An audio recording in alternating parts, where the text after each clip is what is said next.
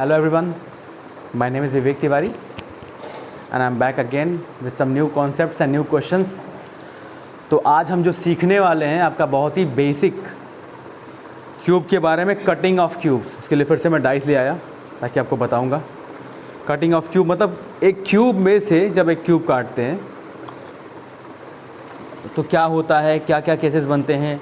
एक घन से घन काटेंगे तो भाई दिमाग में बातें आएंगी कि घन से घन काट रहे हैं, क्यूब से क्यूब काट रहे हैं। इसका मतलब बहुत तरीक़ों से कटिंग हो सकती है। जैसे एजेस होते हैं, आपके वर्टिसेस होते हैं, फेसेस होते हैं। किससे?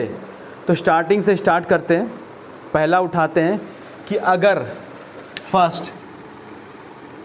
अगर हम क्यूब कट करें, एक घन काटें,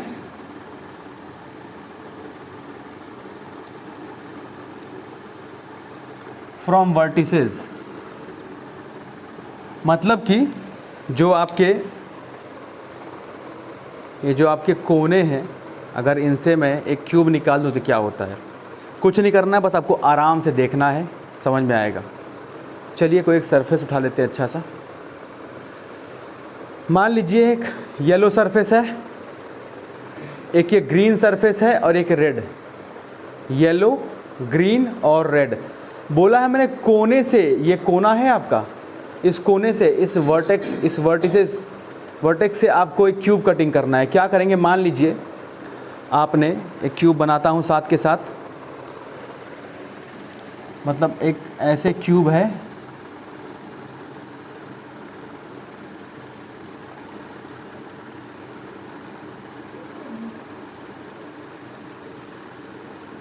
और इस वर्टेक्स से हमने एक क्यूब काटा। थोड़ी मेरी पेंटिंग बहुत ख़राब है, मैनेज कर लेंगे इस चीज़ को तो आप लोग, मुझे पता है। ठीक है, मतलब ये देखिए क्यूब है, ये भी एक क्यूब है, ये भी एक क्यूब है। मीन्स इस कॉर्नर से हमने एक क्यूब काटा तो क्या होता है, आप केसेस देखिए। सबसे पहली बात, सरफेस कलर के हिसाब से देखते जाएंगे, चीज़ें इजीली समझ में आएगी। येलो सरफेस है, ग्रीन है, रेड है। हमने एक कॉर्नर को पकड़ लिया, इस वाले को पकड़ लिया। आप देखेंगे कि इसको हमने अगर निकाल दिया, इसको हमने काट दिया, यहाँ से कट कर दिया इस पार्ट को, तो क्या हो सकता है। तो बात आती है जब हम कोई भी चीज़ कटिंग करते हैं, स्पेशली 3D सेक्शन में, तो क्या होता है, दो चीज़ें होंगी। कटिंग करने के बाद कुछ पार्ट लूज़ होगा और कुछ पार्ट्स क्रिएट होते हैं। जैसे कि येलो पार्ट, एक ग्रीन, एक ये रेड। अगर हम इसको निकाल के यहाँ से उखाड़ के बाहर फेंक दिया, हमने कट कर दिया, क्या किया, इस पार्ट को हमने कट करके फेंका, तो आपने क्या देखा, कितने पार्ट बेकार चले गए। तो आप देखेंगे कि एक ये 3 पार्ट जो है हमने निकाले। अब इमेजिन करिए, इमेजिनेशन का पूरा खेल है ये। हमने निकाल के फेंका तो 1 2 3 आपके पार्ट जो है ख़राब हो गए, इन्हें मैंने निकाल के फेंक दिया। इनको हटाने के बाद ऑब्वियसली कुछ नए सरफेस भी क्रिएट होने हैं ना। हटेंगे तो मतलब एक इसके नीचे का सरफेस, एक इसके पीछे का सरफेस और एक इधर साइड का सरफेस क्रिएट होगा ना। फिर से देखिए, हमने इस पार्ट को जो येलो, ग्रीन और रेड है, इस वाले साइड को हमने निकाल के हटा दिया। कितने सरफेस को हटाए हमने? एक ये हो गया 3 पार्ट। इसको हटाया, बाहर निकाला, तो बाहर निकालने के बाद क्या देखेंगे, एक जो नीचे वाला सरफेस है, एक वो, एक इसके पीछे का है, एक वो और एक ये नीचे का। मीन्स 3 सरफेस आपके नए क्रिएट हो जाएंगे।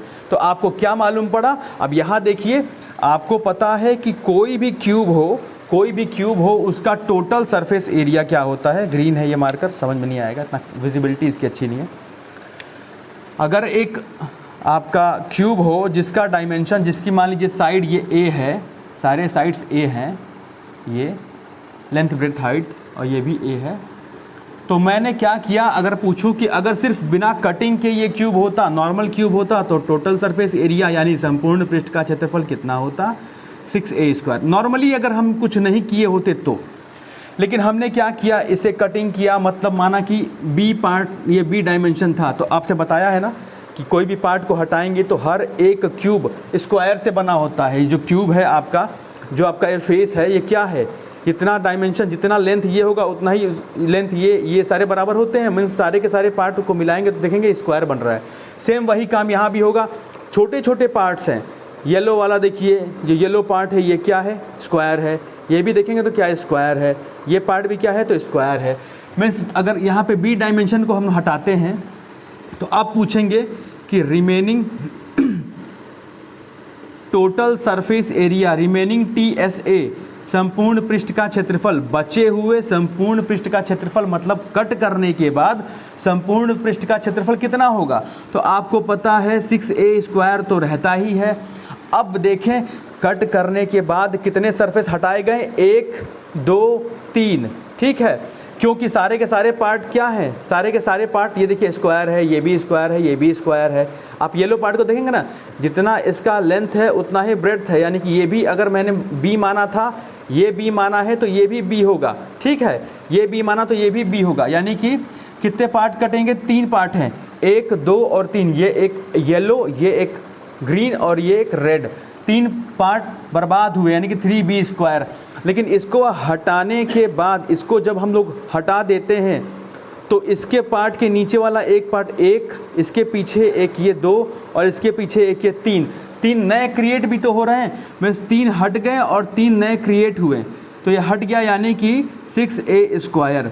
इसका मतलब क्या हुआ, इसका मतलब क्या हुआ कि जब हम किसी क्यूब को उसके वर्टेक्स से, उसके वर्टिसेस से कट करते हैं, उसके वर्टिसेस से क्यूब निकालते हैं, तो क्या होता है, ये होता है कि आपका जितना सरफेस हटा है 1 2 3, उतने ही सरफेस अंदर क्रिएट भी होंगे। आपको फिर से एक बार देखना है, सोचिए आराम से, बहुत घबरा के नहीं। हमने क्या किया, काट दिया, इसे निकाल के फेंका, तो एक सरफेस ये, एक ये 3 हट गए। जब इसको हटाया हमने तो देखा एक नीचे का पार्ट वो बचा है, एक इसके पीछे का, एक इसके पीछे का, 3 सरफेस नहीं क्रिएट भी हुए। मतलब जितने सरफेस आपके हटाए गए थे उतने ही क्रिएट हुए, तो क्या हो गया, ये न्यूट्रल हो गया। मतलब कि ये हो जाएगा आपका 6A²। मीन्स अगर क्यूब कटिंग करते हैं फ्रॉम द साइड ऑफ इस वर्टिसेस, आपके उसके वर्टेक्स से आप इसकी कटिंग करते हैं, सारे भी काट देंगे तो क्या होगा, जो नए सरफेस जितने क्रिएट होते हैं उतने ही रिमूव होते हैं, तो आपका टोटल सरफेस एरिया क्या होगा, 6A²। आई होप आपको ये समझ में आया होगा, नहीं आया होगा तो फिर मुझे बताएंगे। चलिए इसे हटाता हूँ।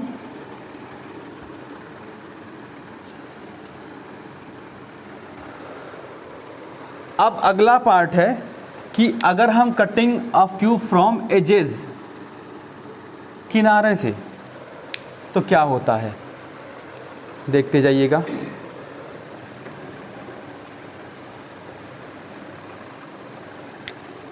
एक क्यूब पहले बनाते हैं।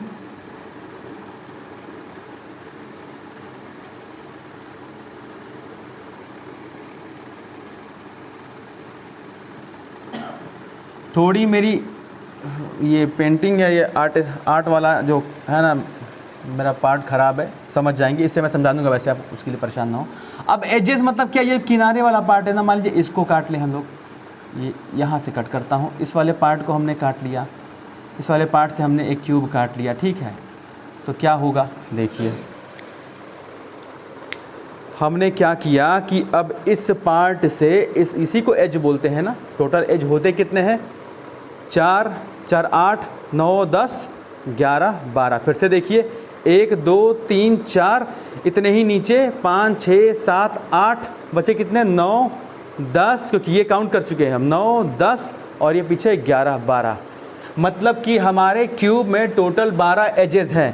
अब हम क्या करते हैं, एक एज को उठाते हैं। अब देखिए मान लीजिए कि ये आपका एक क्यूब है, हमने एज से कट कर दिया, एक पार्ट कट किया।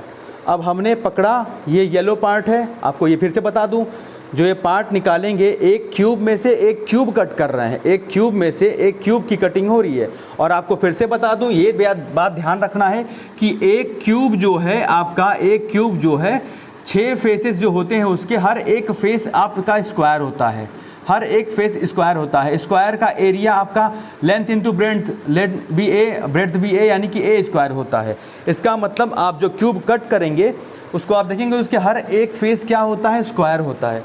देखिए अब तो हमने क्या किया कि इस वाले पार्ट को अब एज कट करना है, तो हमने क्या किया, ये पूरा कट कर दिया हमने, येलो वाला पार्ट और जो ग्रीन वाला पार्ट है, we will remove this one, yellow part and green part, then see what will happen कि येलो पार्ट हो गया, ये पार्ट हो गया, माना ये भी अगर बी है, चाहे वाई मान लीजिए, इसको वाई मान लेते हैं कि भाई ये पूरा ए था आपका और ये आपका अब वाई है, ठीक है। तो हमने जो कट किया है सरफेस, ये वाई है तो ये भी वाई होगा, इधर साइड भी वाई होगा, ये भी, क्योंकि ये क्या है, क्यूब कट कर रहे हैं, क्यूब का हर एक फेस क्या होता है, स्क्वायर होता है। इसे निकाल दिया तो कितना वेस्ट हुआ, अगर रिमेनिंग टोटल सरफेस एरिया पूछूं, रिमेनिंग कितने बचेंगे, रिमेनिंग टोटल सरफेस एरिया में बचा हुआ संपूर्ण पृष्ठ का क्षेत्रफल तो कितना होगा, 6a स्क्वायर तो है ही, 6a स्क्वायर तो है ही। अब देखिए कितने वेस्ट हुए पार्ट और कितने क्रिएट हुए। अब क्या करिए, आपको केवल बैठ करके सोचना है, आंखें बंद करिए, इमेजिन करिए, एक क्यूब को हमने काटा, यहाँ से निकाला ये पार्ट, एक येलो पार्ट बर्बाद किया, एक ग्रीन पार्ट बर्बाद किया, इसे पकड़ के निकाल लिया। इसका मतलब क्या कि हमने -2y स्क्वायर पार्ट हटा दिया, क्योंकि डायमेंशन मान लिया y है, तो हमने 2y स्क्वायर पार्ट हटाया। इसको हटाने के बाद अब इमेजिन करना है कि हमने इसको पकड़ के बाहर निकाला, 2 पार्ट आपके ख़राब हो गए, लेकिन अंदर क्रिएट कितने हुए। अब सोचिए, इसको हटाने के बाद एक ऊपर एक नीचे, 2, एक इसके पीछे एक इसके पीछे, 4 क्रिएट हुए ना। फिर से देखिए, हमने इस पार्ट को हटाया, वेस्ट कितना हुआ, एक येलो पार्ट एक ग्रीन पार्ट, ये तो वेस्ट हो गया, 2 पार्ट वेस्ट हो गया, यानी कि 2 सरफेस 2y स्क्वायर हटा दिया हमने। लेकिन इसको हटाने के बाद क्या देखते हैं कि एक ऊपर, इसके ऊपर का पार्ट एक ये 2, इसके पीछे का एक ये 3 और एक ये 4, मीन्स 4 नए सरफेस उसी डायमेंशन के क्रिएट भी हो रहे हैं, उसी डायमेंशन के क्रिएट भी हो रहे हैं। मीन्स क्या होगा, 6a स्क्वायर प्लस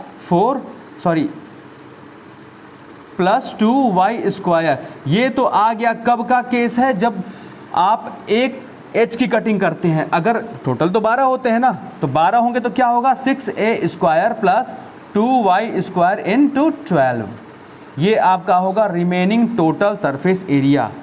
और ये जो हम पढ़ रहे हैं सारे के सारे ये चीज़ें सिलेबस का पार्ट है, सारा सिलेबस का पार्ट है, पेपर का पार्ट है ये, ठीक है। चलिए अब हम आते हैं लास्ट बट नॉट लीस्ट, बहुत ही इम्पॉर्टेंट पार्ट है इस बार। अब हम क्या करते हैं, फेस से क्रिएट करते हैं, फेसेस जो है ना उनसे कटिंग करते हैं। मतलब क्या, एक ऐसा क्यूब है, हमने क्या किया कि इस क्यूब में से एक ये पार्ट मानिए, एक इसके एक फेस में से, फेस क्या है, चेहरा, भाई कितने चेहरे हो रहे हैं, एक ये, इसके पीछे का एक ये, 2 हो गया, 3 4 5 6। तो हमने क्या किया, मान लीजिए येलो वाले पार्ट में से एक पार्ट निकाल दिया, बीच का ये निकाल के फेंक दिया। मान लीजिए z, इसका डायमेंशन z था, ये भी z और ये भी z। तो टोटल सरफेस एरिया आपको पता है कि ऐसे नॉर्मली बात करें क्यूब का तो क्या होगा, 6a square. But after removing a cube from a cube क्या होगा, मैंने इस क्यूब में से क्या किया, एक क्यूब बीच से कट करके बाहर निकाला। तो 2 चीज़ें होंगी, फिर से वही बात, कोई भी चीज़ हम निकालेंगे तो ऑब्वियसली कुछ सरफेस क्रिएट होंगे, कुछ डिस्ट्रॉय होंगे। तो हमें पता है कि रिमेनिंग टोटल सरफेस एरिया अब क्या होगा, 6a स्क्वायर, ये तो था ही। अब क्या क्रिएट होगा, क्या डिस्ट्रॉय होगा, उसकी बात करते हैं। देखिए येलो पार्ट है आपका, येलो पार्ट है ये, हमने क्या किया, बीच से ये काट के इसको कट किया और निकाल दिया। टच कितना कर पा रहे हैं, एक पार्ट को, बीच वाले पार्ट को मैं निकाल रहा हूँ, या ध्यान दीजिएगा ये इस वाले पार्ट को, मतलब एक जो पार्ट है आपका वेस्ट हो गया, एक पार्ट वेस्ट हो गया जिसका डायमेंशन z था, तो -z स्क्वायर एरिया हमने हटा दिया।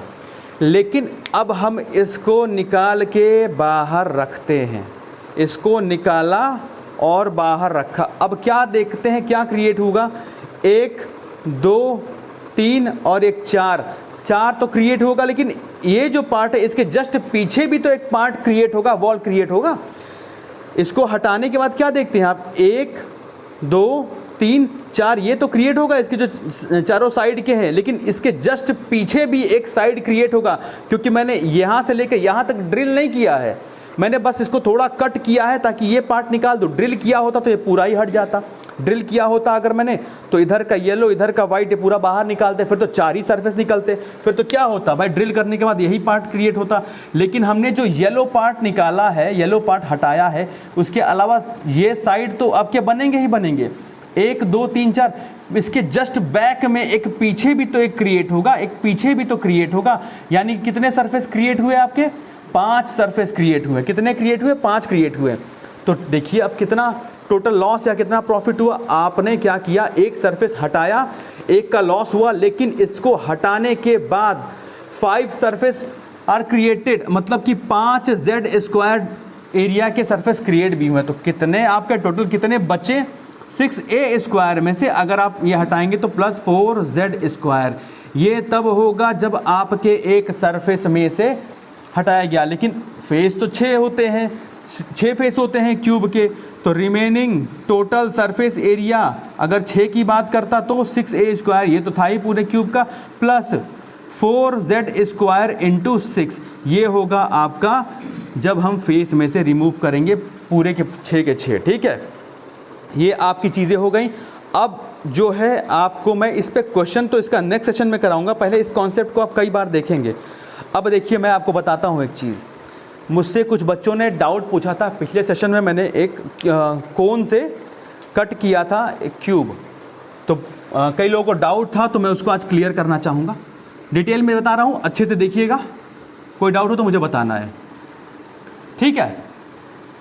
और आज जो कटिंग जो बताया मैंने मोस्ट इम्पॉर्टेंट पार्ट है, तो इसको अच्छे से करिएगा, ध्यान से करिएगा, और कोई प्रॉब्लम होती है तो मुझे कमेंट के थ्रू, व्हाट्सएप के थ्रू, जैसे भी आप बताना चाहें बता सकते हैं, या जिसने आपको फॉरवर्ड किया उसको भेज दीजिए क्वेश्चन, या उससे नंबर लेके आप खुद कर दीजिए, ठीक है। चलिए मैंने क्या बोला था कि एक कोन है, कोन क्या होता है उसकी बात कर लें। भाई आप सभी बर्थडे तो सेलिब्रेट करते ही होंगे, बर्थडे में देखते होंगे हैप्पी बर्थडे करके एक टोपी पहन लेते हैं, हाँ वही तो है, उससे आप देखिए कितना कुछ पढ़ सकते हैं। अगर कोन का जो बेस होता है सर्कुलर होता है, पहले कोन के बारे में जान लें, कोन के बारे में जान लें। कोन का बेस सर्कुलर होता है, सर्कुलर का मतलब वृत्तीय होता है, अगर वृत्त है तो उसका केंद्र होगा, केंद्र से परिधि तक की दूरी means distance from the centre of the circle to the circumference, मतलब ये क्या होता है, this is termed as radius कहते हैं इसको। इधर वाले पार्ट को मिलाएंगे, this is also termed as radius, इसको भी वृत्तीय कहते हैं, सॉरी वृत्त कहते हैं। अगर आप इस पूरे को मिलाएंगे, इसे व्यास कहते हैं हिंदी में, इंग्लिश में डायामीटर कहते हैं। ये रही कोन के बेस की बात। अब देखिए क्या क्या चीज़ें होती हैं इसकी, एक कोन की एक ये प्रॉपर एक खींचेंगे तो ये इसकी हाइट हो गई सेंटर से, ये हाइट होती है कोन की, ठीक है, हाइट। और ये लेटरल हाइट कहते हैं, तिर्यक ऊंचाई जिसको हिंदी में कहते हैं हम लोग। सेंटर से सरकमफरेंस यानी कि सेंटर से वृत्त के परिधि तक की दूरी, this is termed as radius of the circle. तो ये बेस क्या है, रेडियस ही तो है। ये हुआ आपका कोन। अब हमने क्या किया, इसी कोन से काटा है एक क्यूब जिसमें आप लोग को डाउट है, रुकिए, हमने इसको हटाया, अब क्यूब कट करते हैं। तो क्वेश्चन है, ये भी आपके पेपर का क्वेश्चन, पेपर मैंने क्वेश्चन भी कराया था आप लोग को। तो फिर से देखिए, एक ऐसे हो गया, ठीक है,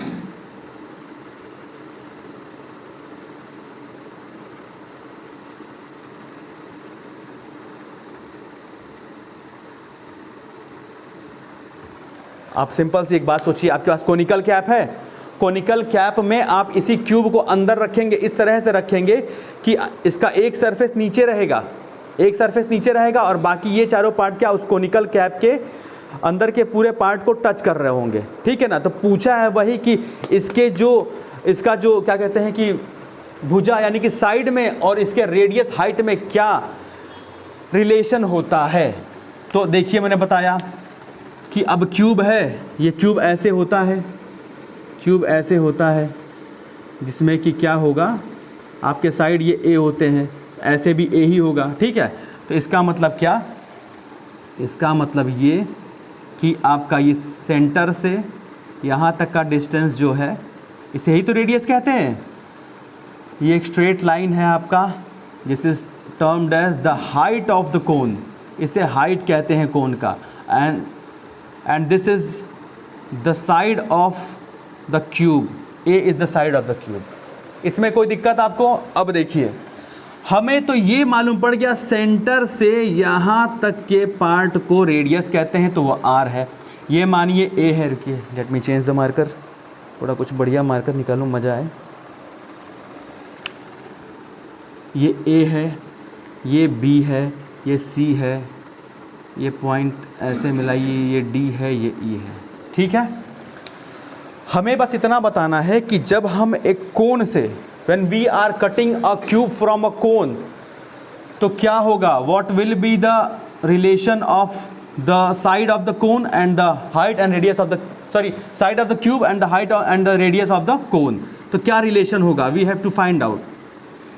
आप जब देखेंगे कि ये वाला पार्ट क्या है, आपको कितनी बार बता चुका हूँ कि क्यूब का हर एक पार्ट क्या होता है, हर एक फेस स्क्वायर होता है, मीन्स स्क्वायर है। ये मैंने उसके ऊपर वाले पार्ट को निकाला कि देखा भाई सेंटर से ये क्या हो रहा है पूरा। अगर मैं इस पूरे को मिलाता, इस कॉर्नर से इस कॉर्नर के अपोजिट कॉर्नर को मिलाता, तो क्या होता, वो होता आपका क्या, डायगनल। इसको पूरा मिलाता, डायगनल है ना, अगर ये ए है, ये भी ए है, तो ये 90 डिग्री है, तो ये क्या होगा इसका डायगनल, a√2। लेकिन मैंने एक बात बताइए, a√2 तो ठीक है भाई होगा, लेकिन बीच से मैंने ऐसे कट किया है हाफ पार्ट में, तो पूरा तो a√2 था, पूरा a√2 था, लेकिन मैंने हाफ कर दिया, तो क्या होगा, आपको पता है कि 2 = √2 × √2 भी होता है, √2 × √2 = 2, ठीक है ना। यानी कि a√2 अपॉन √2 × √2, ये कैंसिल होगा, मीन्स बचा क्या, a/√2। मीन्स यहाँ से लेकर के यहाँ तक के पार्ट को हम क्या बोलेंगे, a/√2। मुझे लगता है कितना आपको समझ में आया होगा। अब लगाते हैं सिमिलैरिटी और सॉल्व करके आपको दिखाते हैं। हटाता हूँ इसको, आज केवल इसीलिए कॉन्सेप्ट उठाया है ताकि आपको जो डाउट था क्लियर हो जाए। और भी जो डाउट्स हो, जो अब तक हमने सेशन किए हैं, डाउट हो तो मुझे बता दीजिएगा ताकि कोई डाउट ना बचे। डाउट लेके चलेंगे तो आगे चैप्टर्स में प्रॉब्लम होगी, क्योंकि इसके बाद क्यूबॉइड पढ़ने वाले हैं, फिर से सिलेंडर पढ़ने वाले हैं, सारे टॉपिक्स ख़त्म कराएंगे आपके अच्छे से हम लोग यहाँ पे, सारे टॉपिक्स ख़त्म कराएंगे, कुछ नहीं बचेगा आपका। बस आपको क्या करना है, थोड़ा हम लोगों को सपोर्ट करना है अच्छे से, ठीक है। चलिए, अगर मैं इसके क्रॉस सेक्शन एरिया को देखूं, क्रॉस सेक्शन एरिया जिसको हिंदी में कहते हैं अनुप्रस्थ काट का क्षेत्रफल, इसको निकालूं तो क्या देखेंगे, कुछ ऐसे बनेगा। ये कुछ ऐसे बन रहा है, यानी कि ये ए है, ये बी है, ये सी है, ये डी है, ये ई है। आपने ट्रायंगल में पढ़ा होगा समरूपता, सिमिलैरिटी जिसको कहते हैं। अगर दो ट्रायंगल है, अगर ये एंगल बराबर इसके हो, ये एंगल बराबर इसके हो, तो ये एंगल बराबर किसके होगा, इस वाले पार्ट के।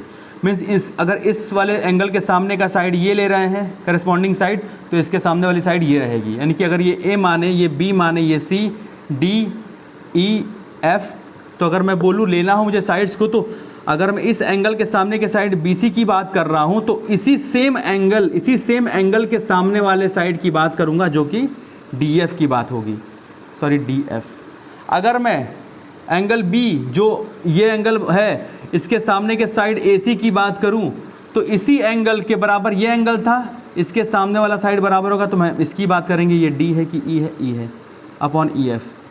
समझ में आया ना। अगर ये जो एंगल सेम है आपका एंगल C जो है, इसके सामने की बात AB साइड की बात करते हैं, तो इस एंगल के सामने वाली बात जो है DE, उसकी बात करेंगे, वो उसके क्या होगा, प्रोपोर्शनल होगा, ठीक है। ये इसका प्रॉपर प्रोपोर्शन होता है। अब देखिए वही लगाना है यहाँ पे, इसको हटाते हैं। अब क्या है कि हम पहले इसका जो डायमेंशन था उसको मेजरमेंट लिख देते हैं सारा। ये आपका रेडियस था, ये वाला पार्ट, ये आपका a/√2 हमने निकाला था, ये पूरे कोन की हाइट h थी, ये आपका क्या था, a था, और जो रिमेनिंग ये था ये h - a था, ठीक है। ठीक, अब देखिए हम सिमिलैरिटी लगाने वाले हैं कैसे, एक बार यहाँ भी दिखा देता हूँ आपको। ट्रायंगल है ये एक ट्रायंगल है, ABCDE,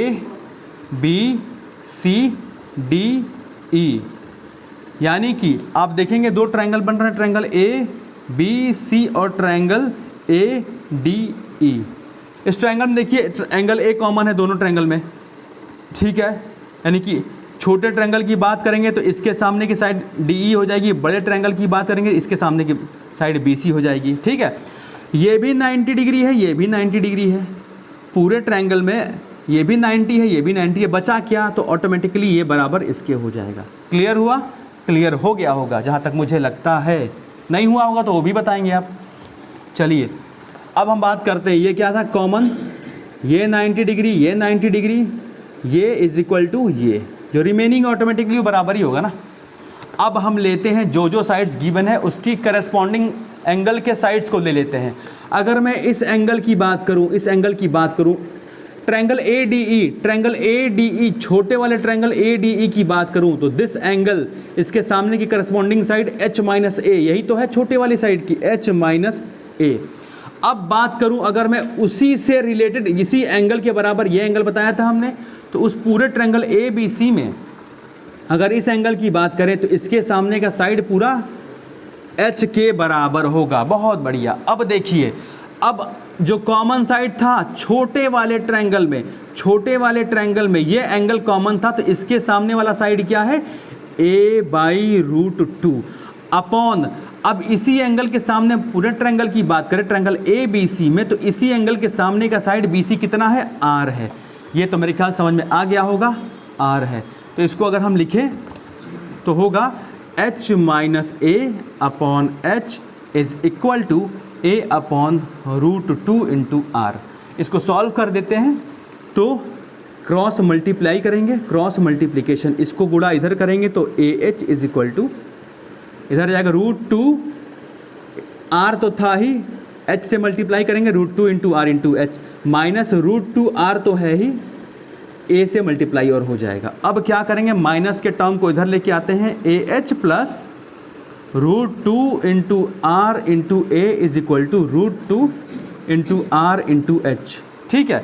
A कॉमन यहाँ भी है, यहाँ भी है, A को हमने कॉमन लिया, यानी कि H plus √2R is equal to √2 into R into H। Means कि अब यहाँ लिखते हैं, शायद अगर ना दिखाई दे तो इस वाले टर्म को यहाँ लेके आते हैं, A is equal to √2 into R into H upon √2R plus H। इसका मतलब क्या हुआ कि जब एक कोण से एक क्यूब को कट करते हैं, जब एक कोण से एक क्यूब को कट करते हैं, तो उस क्यूब के साइड A और उस कोण के रेडियस R और हाइट H में क्या रिलेशन होता है, A is equal to √2 into R into H upon √2R plus H। आप चाहें तो सिर्फ इतना भी याद रख सकते हैं, पर मैं यही कहूँगा कि आप इन सारे स्टेप्स को याद रखेंगे तो आपको एग्ज़ाम में भूलेगा नहीं, क्योंकि अगर आप सिर्फ ट्रिक के भरोसे एग्ज़ाम देने जा रहे हैं तो भगवान ही भरोसे है, फिर तो मुश्किल ही कुछ होगा। तो कोशिश करिए कि पूरे जो कॉन्सेप्ट को आप जानिए, एक कॉन्सेप्ट से बहुत सारी चीज़ें आपको मिल जाएगी। ऐसे ज्योमेट्री का पार्ट भी इंक्लूड हुआ, ज्योमेट्री मालूम पड़ा कि भाई कौन से एंगल के साइड को कैसे लेते हैं, ठीक है। तो आप इसको जानिएगा और क्लियर करिएगा। चलिए फिर आज के लिए इतना ही रहने देते हैं, फिर नेक्स्ट सेशन में मिलेंगे। तब तक के लिए thank you so much, have a nice day, take care.